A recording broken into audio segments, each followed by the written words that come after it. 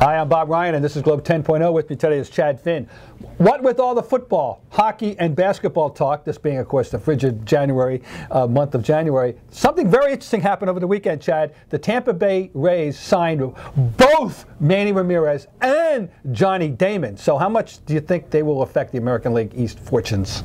It's a little bit of the idiots reunion down there. You wonder who's next, if it's Pedro Millar, but it's... Pedro's always available, I think, until he hasn't retired yet. Trot Nixon's probably waiting for the call. There we go. It's probably it's a smart thing for them to do. $7.25 million between the two of them, I believe. Both not the players they were, obviously, but Manny still on base percentage over 400 last year. Manny had he did have an on base. However, Manny had a two-part season. He had 66 games with the Dodgers, during which he had an OPS of 915. He had 24 games with the White Sox, whereby it was 739, the lowest since his rookie year, a 22-game sampling of 502 back in 1993. In 69 at-bats with the White Sox, he had one homer and one double. I'm asking you if you put any stock in that, or we can forget that. Definitely put stock into. What is he, 38 years old? Yes, he'll be 38. Played the season at 38. Power hasn't been the same since the fertility test or whatever it was that got him that suspension. Yeah.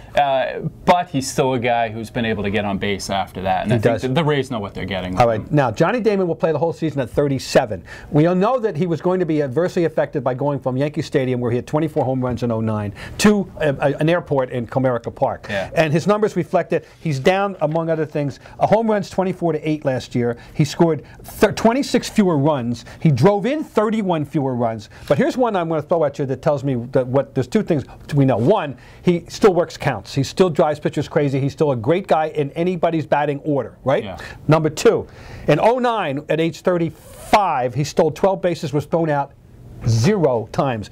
At 10 and age 36, he stole 11 bases, was thrown out once.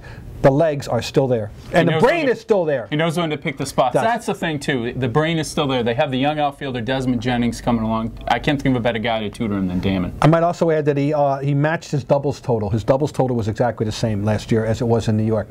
I think Damon is a no-brainer pickup. A lot of people, hey, his name was bandied about here. Yeah. And with good reason. Johnny Damon's a phenomenon. And by the way, I'm going to throw this one out there. Where does he stand on the Hall of Fame scale? I thought you might say that.